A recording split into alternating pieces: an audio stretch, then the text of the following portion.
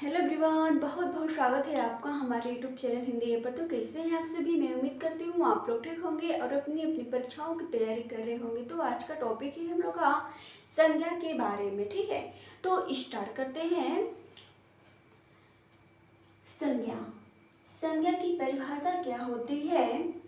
ठीक है, किसी व्यक्ति, वस्तु, स्थान, गुण या भाव आदि के नामों को संज्ञा कहते हैं। ठीक है, किसी व्यक्ति में राम, श्याम, गीता, मोहन इत्यादि आ जाएंगे। ठीक है,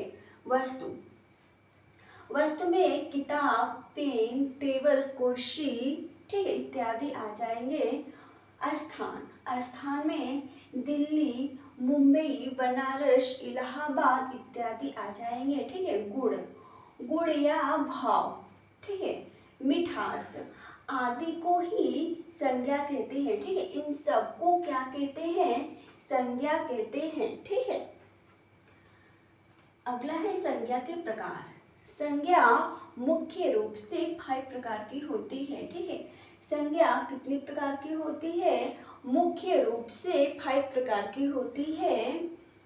1 है व्यक्तिवाचक संज्ञा, 2 है जातिवाचक संज्ञा, 3 है समूहवाचक संज्ञा, 4 है द्रव्यवाचक संज्ञा, 5 है भाववाचक संज्ञा। ठीक है, व्यक्तिवाचक संज्ञा किसे कहते हैं? ठीक है, किसी विशेष व्यक्ति या स्थान का बोध कराती हो उसे व्यक्तिवाचक संज्ञा कहते हैं। ठीक है, किसी विशेष व्यक्ति या स्थान का बोध कराती हो उसे व्यक्तिवाचक संज्ञा कहते हैं। ठीक है, जैसे गंगा, तुलसीदास, पटना, राम, हिमालय आदि। ठीक है, किसी विशेष व्यक्ति या स्थान का, ठीक है, जिसे सभी लोग जानते हो, ठीक है, उसे क्या कहते हैं? व्यक्तिवाचक संज्ञा कहते हैं। ठीक है, अगला है जातिवाचक संज्ञा। जातिवाचक संज्ञा वह संज्ञा होती है जिससे किसी एक व्यक्ति, वस्तु या स्थान की पूरी जाति या वर्ग का बोध कराती हो उसे जातिवाचक संज्ञा कहते हैं। ठीक है, जैसे अध्यापक, पुस्तक, विद्यालय, गाय, शेर।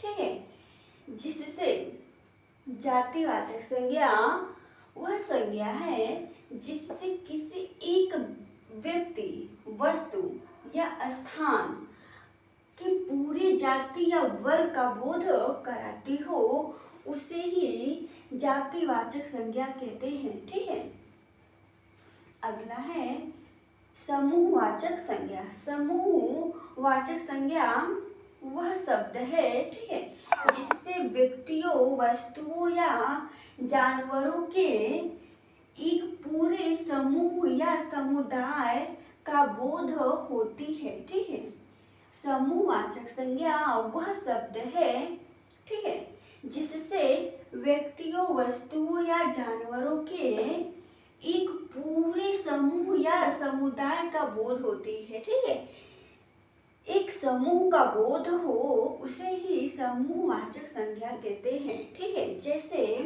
भीड़, कक्षा, सेना, परिवार। ठीक है, एक परिवार में बहुत सारे सदस्य होते हैं। ठीक है, और सेना, ठीक है, एक सेना में बहुत सारे रहते हैं आदमी। और कक्षा, ठीक है, एक कक्षा में बहुत सारे बच्चे रहते हैं। ठीक है, भीड़, जहाँ पर भी 2 या 2 से अधिक लोग होते हैं उससे ही भीड़ कहा जाता है। ठीक है, इन सब के समूह को ही क्या कहते हैं? समूहवाचक संज्ञा कहते हैं। ठीक है, अगला है द्रव्यवाचक संज्ञा।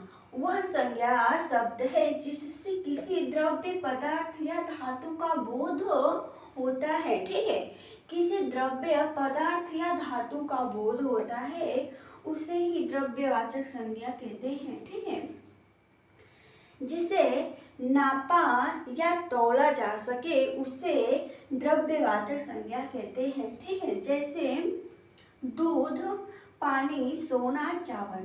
ठीक है, अगला है भाववाचक संज्ञा। भाववाचक संज्ञा किसे कहते हैं? जो किसी वस्तु या व्यक्ति के गुण, दोष, अवस्था, दशा या भाव का बोध हो। ठीक है, जो किसी व्यक्ति के गुण, दोष, अवस्था, दशा या भाव का बोध कराती हो। ठीक है, उसे क्या कहते हैं? भाववाचक संज्ञा कहते हैं। ठीक है, जैसे सुंदरता, ईमानदारी, बेईमानी, बचपन, प्रेम, क्रोध। ठीक है, इन सबको क्या कहते हैं? भाववाचक संज्ञा कहते हैं। ठीक है, जो किसी वस्तु या व्यक्ति के गुण, उसके भाव, उसके दशा, अवस्था का बोध कराती हो, उसे ही भाववाचक संज्ञा कहते हैं। ठीक है, तो उम्मीद करती हूँ आप लोग को समझ में आ गया होगा। आज की क्लास में बस इतना ही, फिर अगले नेक्स्ट क्लास में पढ़ेंगे। Have a nice day.